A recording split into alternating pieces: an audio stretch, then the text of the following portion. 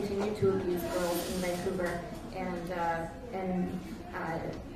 and was not even was not punished until now when he's being arrested on drug charges. So anyway, his bail hearing is coming up in a few days. So that's a little bit of the work that we do, monitoring cases of violence against girls, and then speaking out about how girls actually should be protected by the courts and by the police, and what kinds of things do need to happen for them, and then working with individual young women. So working with the girls that are experiencing violence, working with the girls that are experiencing poverty, around all kinds of issues. So like education, if girls are having trouble getting access to schooling, or at this point, I think because we've been around for so long, and I've been at Justice for Girls for pretty much for 11 years, and so I think because of that, we've come to a point where we're thinking about prevention strategies, and we're really thinking about what we can do to actually stop the violence against girls, to actually stop, to give girls some, for lack of a better word, I sometimes don't like to use it, but empowerment, or to help girls rise up against the things that they're facing. And what we've seen works really well in that is giving girls opportunities to be together in safe girl-only spaces, right? So, for example, having like alternate schools that are for girls, that where girls can be safe, especially for girls who have been on the street and experienced a lot of violence. Schooling is not very accessible to them, and we think that alternate schools that would be just for girls would be really pretty cool. So anyway, I sort of go back and forth, but the way we approach our work is always looking at human rights, and so we look to laws like in Canada, and we look to laws internationally. And Canada always signs on to all of these like international human rights treaties and things. And many people don't know, but Canada actually has made a lot of commitments around stopping violence against women, for example, around stopping violence against girls and discrimination. And so one of the things we do is every few years, when there are different reviews at the United Nations, we go and make statements, make submissions about what's happening to girls in Canada. And some of these committees really listen, and actually some of these committees really understand a lot of what has been spoken about today, because the United Nations does not see Canada as an upholder of human rights anymore. It's just,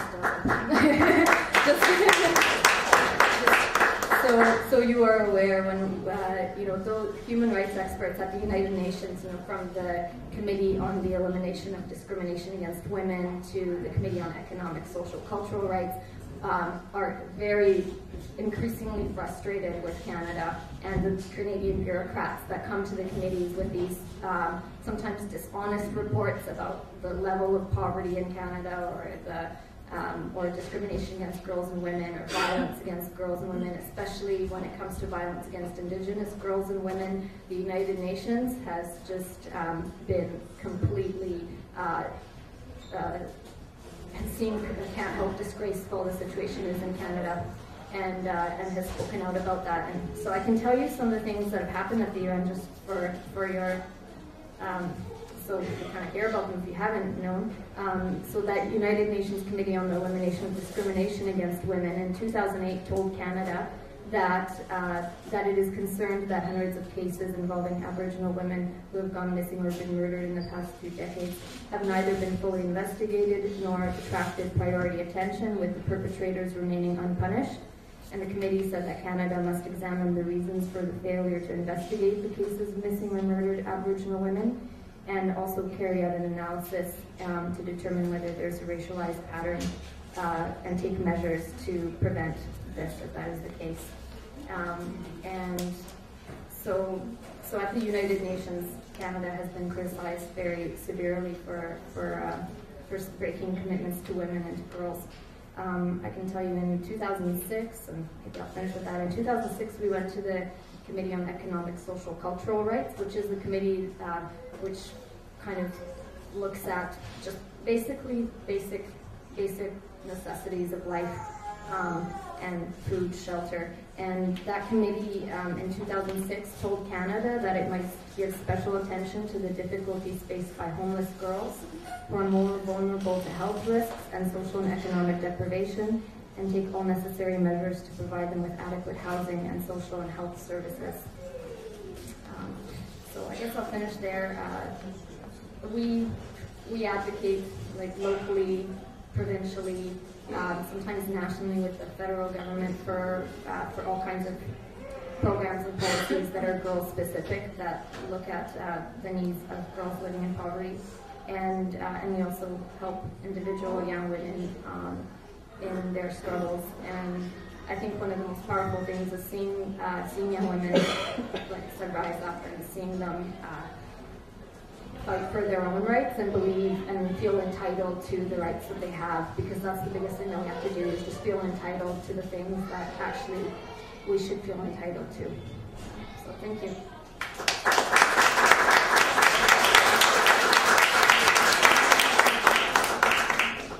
So Carol Martin, thank you so much, Asha.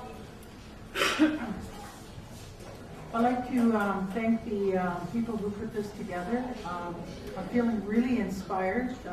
So much done in one day, and what a nice way to spend Sundays. I've done a lot of work, not just on myself, but trying to bring attention to a lot of the issues that impact us as individuals. Part of the Defenders of the Land, there's a group of First Nations people, or people who have issues that concerns not only Mother Earth but our people, who come together, and we're moving into our 3rd year of meeting. I'm do a lot of rallying outside churches to bring awareness about the residential schools and what has happened to our survivors. I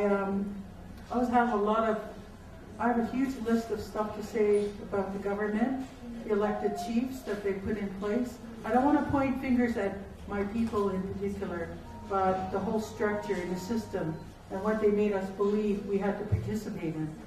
I think it's a whole setup for our people, and I think, bringing attention to what is happening. It's very difficult being in my shoes. It's very difficult being an Indigenous woman.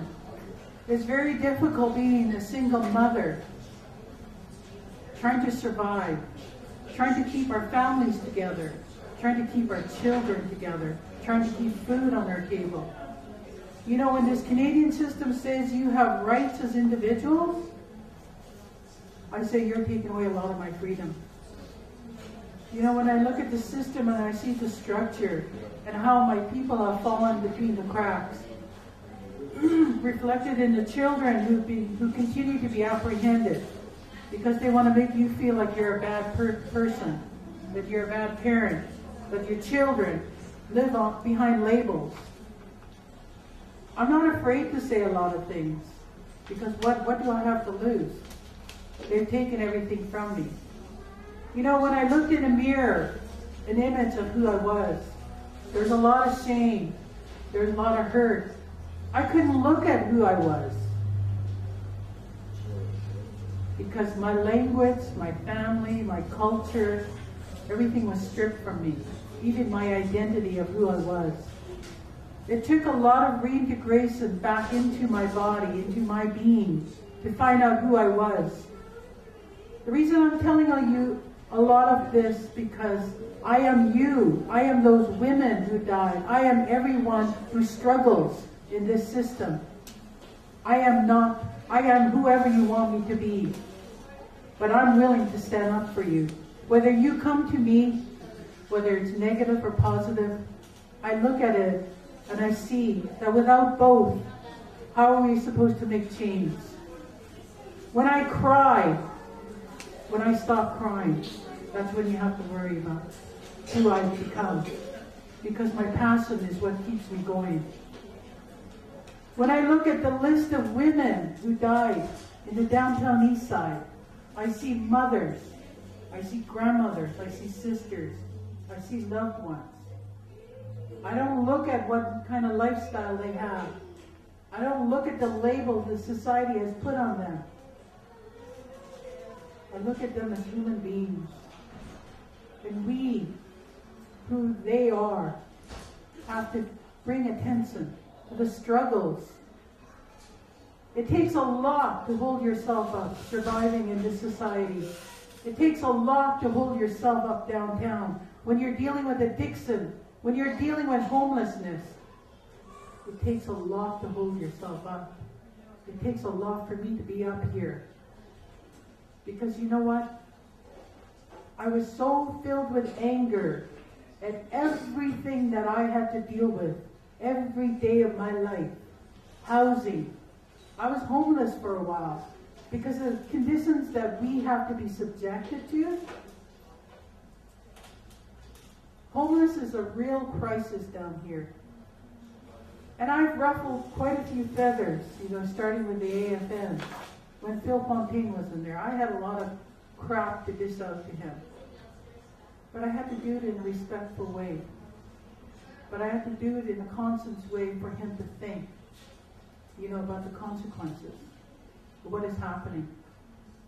We put pressure on a lot of people, but we've got to see them take action if they have a conscience. Downtown Eastside Women's Center, I'm so proud to be a part of that organization because they made me find my voice. I was in an abusive relationship for 10 years, and I ended up in emergency. I think a lot of the stories, a lot of the issues, a lot of the people that have crossed my path have come to into my life for a reason. I speak out only about those issues because those are real life facts. In order to be an effective leader, you have to be able to stand against the good, the bad, and the ugly. And those are just words. You are all the leaders within the community. You make the changes. If you ever see me get up, and I'm not going to cry, or I'm not going to make you feel, I'm not working from my heart.